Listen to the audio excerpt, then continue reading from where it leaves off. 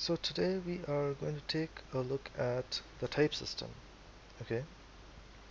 And the reason we want to take a look at the type system right away is because Haskell is a very, very, very strongly typed system. And to really understand Haskell, you have to understand the type system. So we are going to take a look at a very simple example.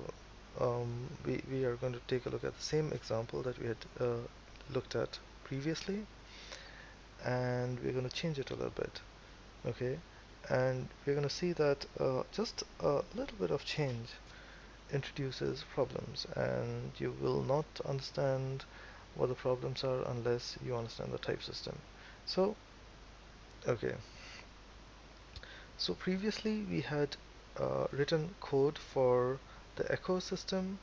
Okay, so we had written a code called echo, which would get a string from the user and it would print the string back to the user.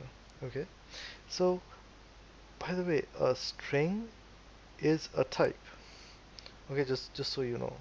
So if if the compiler knows that the input is going to be a string, and if it tries to print a string, then it knows what it's dealing with.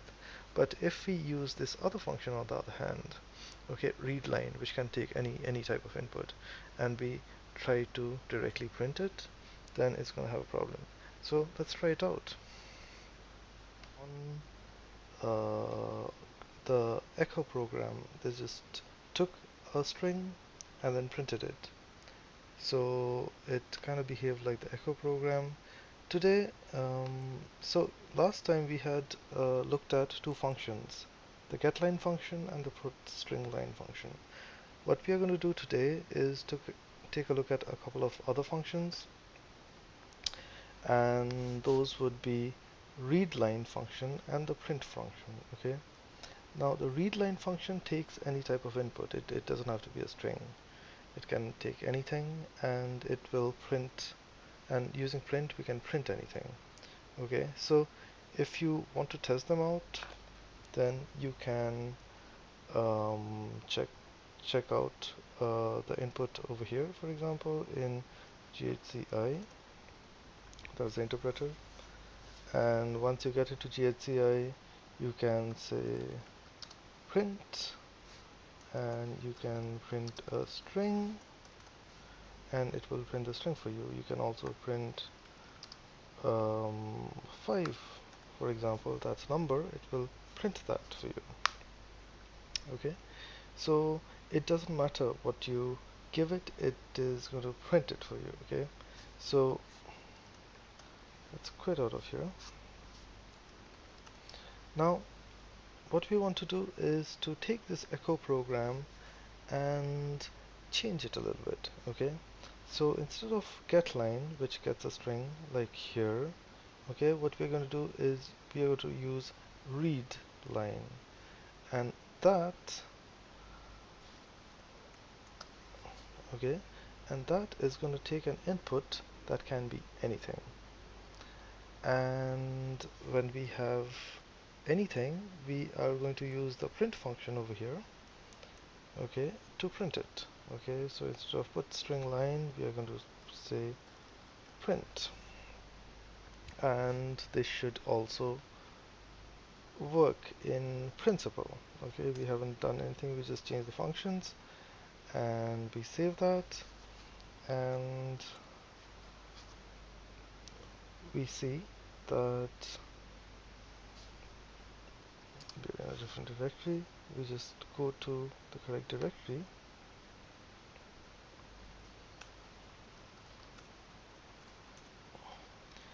we see the echo.hashcode program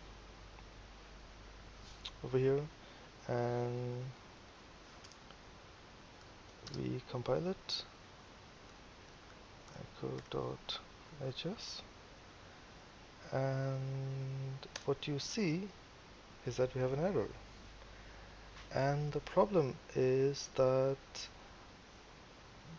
this thing over here, when we say print a, it kind of doesn't know what to print. Okay, so what we can do is typecast. Okay, so if we typecast that and we do the same thing, we see that it's able to compile, and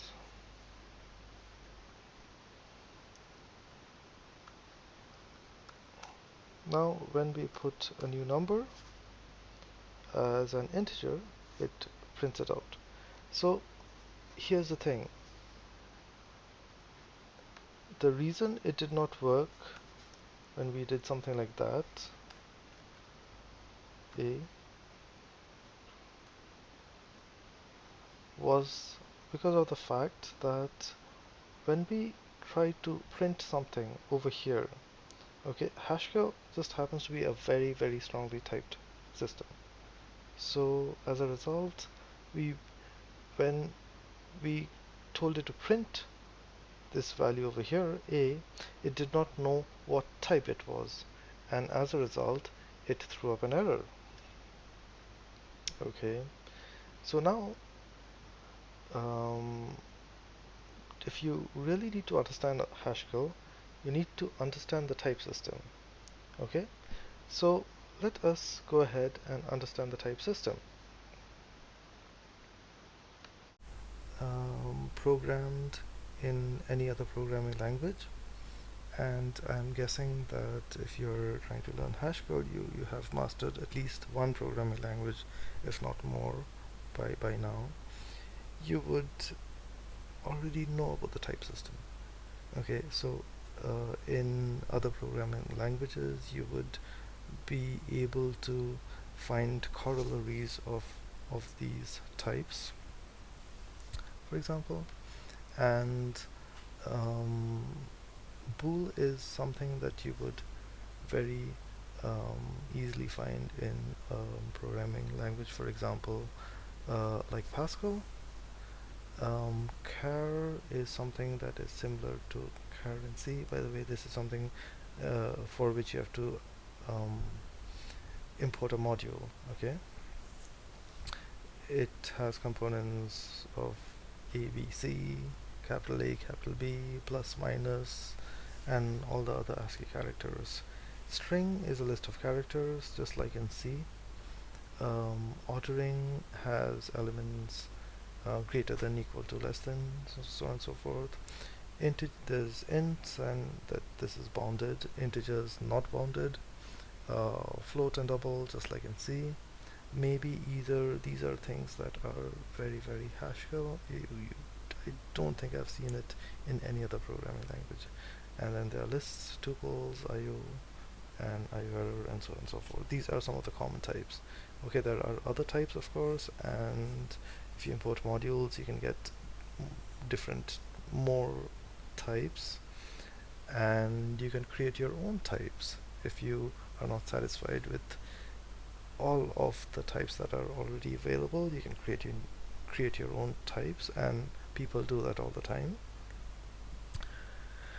And then there are type classes. Okay, type classes are really different from types, and you do not want to confuse the two. There are names in type classes that look very similar to some of the types names in types. For example, there's a type class called integral. It is not the same as int and integer. They are not even used in the same place. Okay, number, that's a number, num. It is totally different from int, integer, float, or double. Okay, it's totally different. There is a function, you believe it or not, there is a function called show and read with a small s and a small r respectively, and they are different things. Okay, they are different from the type class show, which starts with a capital S, and the type class read that starts with a capital R. Okay, and bool and eq are not the same. Okay, So you have to remember that when you look at something like this, so some of these words, they if you look at uh, a word called integral, it is totally different in meaning from a word that says int or integer. Okay, type classes are things that you can also create your own type class, just like you can create your own type. And one of the things that I wanted to mention was that types are instances of type classes. Okay, so it's kind of like this is kind of sort of going to be an instance of this, for example. So it's one of those things where this is a kind of a superset of this. Okay, and this ordering, or for example int, will be a set of all bounded integers. Integer will be a superset of all integers. Int will be a subset of that.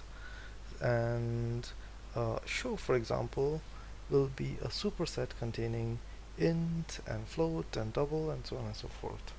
Okay, so these are different things. Type classes are things that I'm not sure if it is unique to Haskell, but it's really, really important in Haskell in doing certain things. It's really something called functional polymorphism. It's a fancy way of uh, saying something very simple, and we'll come to that. We'll come to that a little later. Okay, but right now we are concentrating on types. So um, I want to introduce a couple other things. I want to introduce a couple of functions that you can operate, some of the common functions associated with each of these types. So with booleans, which happens to have true and false as their members of the set boolean, you can use the and or and not operator. With character, by the way, a character is, like I said previously, it is something that comes in a module called char. Okay, so you have to enum, from enum, ords, ordinals, characters. So these are things for interconversion between um, the characters and their ASCII counterparts. Okay, and then you have some standard characters like tabs and new lines and slashes, forward slashes, and single quotes and double quotes and so on and so forth. They are pretty much like the ones that you find in most other programming languages like C or Python or what have you. Okay, strings and lists, they are strings are a type of list. Okay, they have their own, there are a couple of functions of their own, like read, show, words on words. So you can split a string into words, you can split a string into lines and so on and so forth. But really strings are a list of characters. Okay, so all functions that can that will work on a list will also work on a string. And some of the functions, there's the cons function, and if you want to concatenate to a list, you can use that. And well, there are a ton of functions, and you can take a look at them. I will talk about them every time use um, I use a function. So don't worry if you don't understand any of these functions, but they're quite easy to understand. Okay, int and integers, they have their own functions. Note that the integer does not have a division like float. It has a function called div. This is something that's easy to miss. Okay, if you want to divide integers, you need to use this. Okay, div. If you are dividing floating point values, then you use this slash, okay, and not div. This is one of the things about Hashcode that kind of bugs me, but well, it is what it is. And then float, you have your standard functions for converting into an integer. I mean, it's not exactly converting to an integer, it's rounding things and so on. You can have standard trigonometric mathematical functions. If you want to convert from an integer to a float, you can use this function. And then, of course, the comparison operators. And there's also a constant called pi, for example, where you can use that if you want.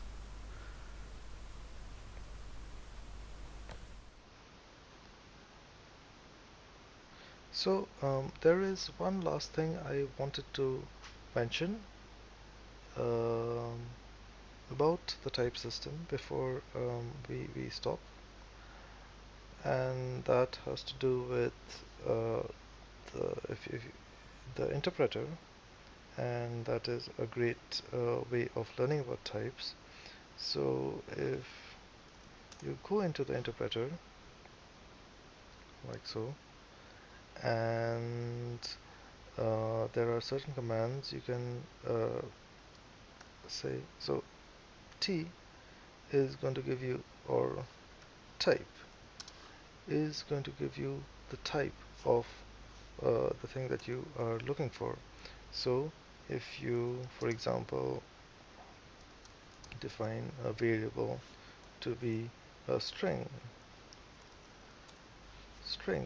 then you can see that A is a string, and you can find the type of A, and it will show you that it is a list of characters, which is also a string. Okay. Now, Haskell, when I say Haskell is a very strongly typed system, what I mean is that everything has a type. So you can find the type of 5, and you'll see that 5 is num A. This is the first instance where you see that a type class is being used. It's not typed. Okay, it's a superset. 5 can be a float, it can be an integer, it can be int. Okay, so it's a number, and that's a good way of saying that it's a number. You can typecast. Okay, you can typecast 5 and say, I don't want it to be any number, I want it to be int. And when you say that, you can see that 5 is 5 typecasted into int is an int. It's not an it's not anything else. It's an int. You can put in a string, and as you can see, it's a list of characters.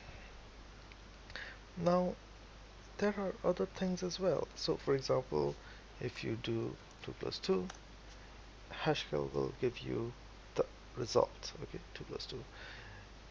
Believe it or not, okay, let me just put that in a bracket just so that makes sense. Now you can find the type for 2 plus 2. Okay, and the result is a number. Okay, 2 plus 2 has a type. Now here's the interesting part. Plus is an operator. Okay, plus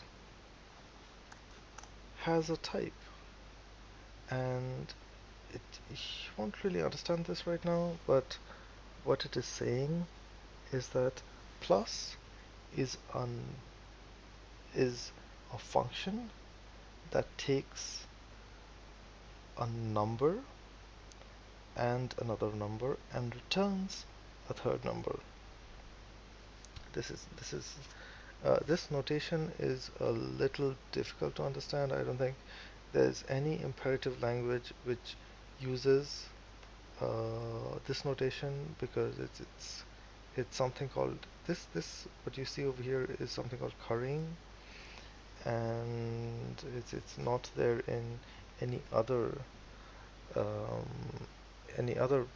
programming imperative programming language. So it's kind of something that you'll see only in Haskell or in another functional programming language. Okay, by the way, the reason I put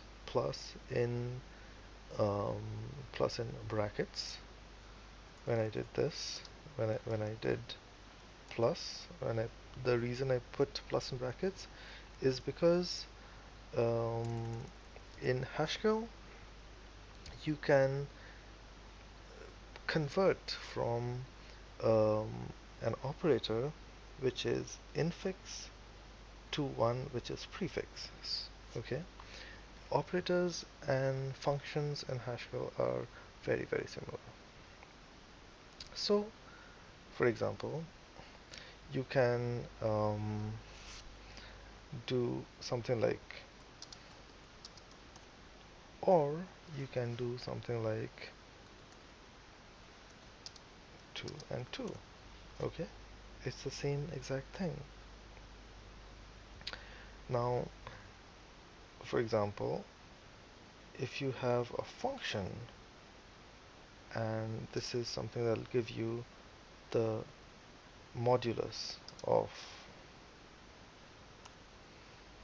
okay, or let's get something more interesting. Okay, 5 2s are 10 and plus 3, that's the modulus. This is an infix function, okay, or operator. It's kind of the same thing, whether you call it a function or an operator, it's kind of the same thing. The function has a type. Okay, you can find the type of um, the function or operator mod. Okay, and if you did that,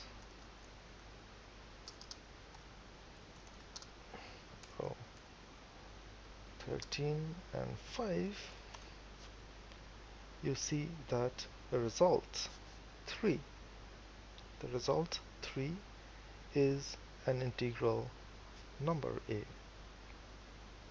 Okay, so there you go. If you want to know the type of a particular um, variable, if you want to know the type of a particular function, you can just look it up by the colon type statement. Okay, so for example, mod 13 and 5 is an integral, and currying is something that is very interesting, and I can kind of give you a flavor of it. You see, you can partially apply a function, and Haskell is completely okay with it. If a function requires 2 inputs, okay, and you only provide one, Haskell is perfectly okay with that. Okay, so for example, you say let a equals mod 13 and 2. Okay, and if you want to print a, you'll see it's the result is 1. But if you say let b equals mod 13, okay, Haskell is okay with that also. And if you find the type of a, it's an integer.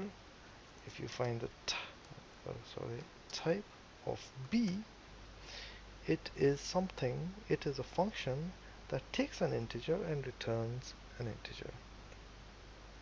Okay, that is really cool. Okay, now what you can do is, now since b is a function that takes an integer, so I give it 5 as the value that it requires. You see, it kind of gives mod 13 5, and people in the Haskell community use this partial application significantly. Okay, so what we're going to do is, next we are going to write a function. Next we're going to start looking at functions, and then we are going to start writing a function that uses this. Okay, this is going to be very cool. It's going to be very interesting.